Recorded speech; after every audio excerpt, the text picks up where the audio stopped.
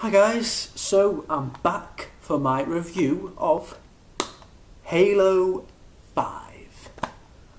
Oh boy.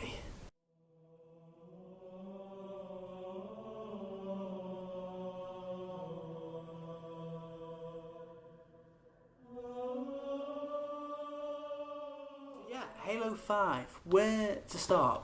Basically, this is probably one of the most hyped up games of the year. Probably, yeah. Because for Xbox at least, because let's face it, it's Halo. It's such a big franchise. Hell, it's the franchise that kickstarted the Xbox way back. And yeah, I've never been a huge fan of Halo. I mean, I've gone on and off it every now and then. I've played the Master Chief Collection. I enjoyed it. I think Halo 4 was probably my favourite Halo. A lot of people might disagree with me on that, but I think I enjoyed Halo 4 the most. So yeah, I saw the trailers for this. Looked really good. And yeah, I bought it when it finally came out. I mean, the hype was so big around it, just so massive. I mean, Microsoft and 343 just really hyped this game up. And it's probably the biggest Xbox One exclusive, definitely, yet. And yeah, I played it, and pretty mixed feelings, to say the least. Pretty mixed. So yeah, in this game, you play not just as Master Chief, you play also as this dude, Spartan Locke, who... Because basically in this game there are two fire teams. There's Fire Team Osiris, who's led by Spartan Locke, and this blue team led by Master Chief. And basically these Guardians, that's why the game's called Halo 5 Guardians, these ancient Forerunners are surfacing again and threatening the entire universe. So you, as blue team and as Fire Team Osiris, have to find them and find out what's going on. It's a weird story, I can't really explain it. But let me stay off the bat. I was disappointed with this main campaign because, well, let's get off started. Microsoft really kind of falsely advertised this game, Microsoft or 343, because they make it look like if this game is going to be all about Master Chief and Spartan Locke, having like a big rivalry, and maybe turning Master Chief into a bad guy, because constantly say like when the best goes rogue or Master Chief turning into a traitor, and you're going to hunt him down, like the greatest gaming hunt in history. That's what they hyped this game up to be. And it really isn't that at all. It's like a completely different game. It's like Microsoft hyping up. This isn't the game they hyped up. No, it isn't. Because this game, literally, there's no hunt. He hasn't turned traitor. There's none of that.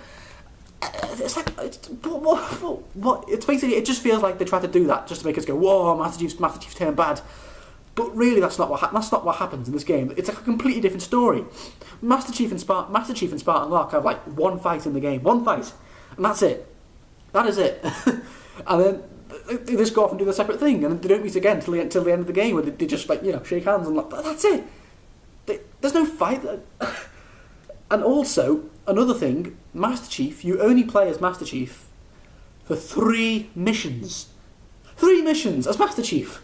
That's mad. That's not good. I want to play a Halo game to play as Master Chief, not as Spartan Locke, because you spend the majority of the game playing as Spartan Locke in Fire Team Osiris. And no, I don't play a Halo game to play this Spartan who I don't know anything about. I want to play as Master Chief. And another thing about this campaign is it's so short. Seriously, it's the shortest Halo campaign. Yeah, it took me about 5 hours to beat. 5 hours for a Halo game. I know Halo games campaigns aren't that long, but I think Halo 1 to 4 had about at least 8 to 10 hour campaigns, at least. But this one, 5 hours. 5 hours. It was over before it even began.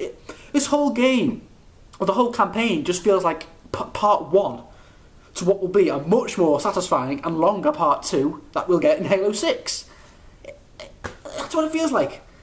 I kind of feel ripped off because I paid 40 quid for this game, 40 quid, and I get a 4 hour campaign, 5 hour campaign, 4 hours. I've heard some people can beat it in 4 hours if they just rush through it. 4 hours, and yeah, I know a lot of critics are saying the campaigns are let down. So the multiplayer, it's got into the multiplayer. The multiplayer is all right. I don't really play Halo for multiplayer. That must sound stupid, but I don't really play Halo for multiplayer, to be honest.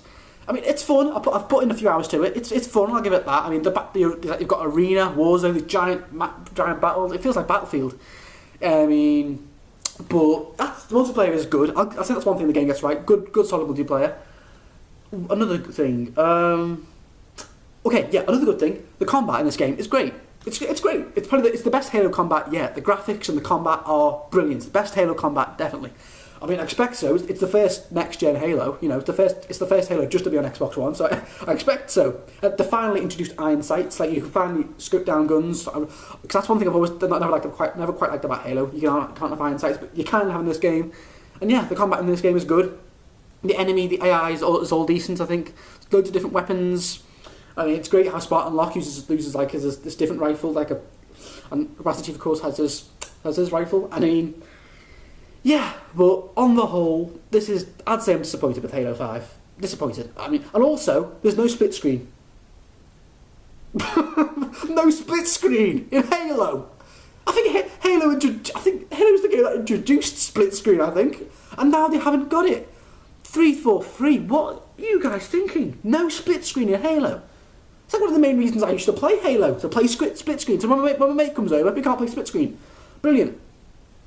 Oh, so yeah, on the whole, I am disappointed with Halo 6. It's not the game that was advertised. The campaign is completely different to what they advertised. There's no big showdown with Master Chief and Spartan Locke. That does not happen. Hunt the truth, yeah, my arse. On the campaign is short, disappointing. Multiplayer is fun, but I wouldn't say it saves the game. So I'm disappointed with Halo 6. I'm gonna give Halo 5 a 6 out of 10. Disappointing, and I feel like I've wasted 40 quid. Oh well, it's good, but if it had like at least 3 more hours into the campaign, at least, and the story could have been a bit better, like it could have actually focused on these two having a rivalry and more missions as Master Chief, then yeah, this easily would have got a 7 or an 8 out of 10. Oh, disappointing. But oh well. Fallout and Tomb Raider are coming out next week, so yeah. Fingers crossed, because it's not over yet. And we've still had some great games this week, and Battlefront's coming out soon, and Just Cause 3, so we've still got some great games to get through, guys. So yeah, fingers crossed for those games. I'm sure Fallout 4 is going to be epic. So yeah, guys, thank you for watching, and I'll see you next time.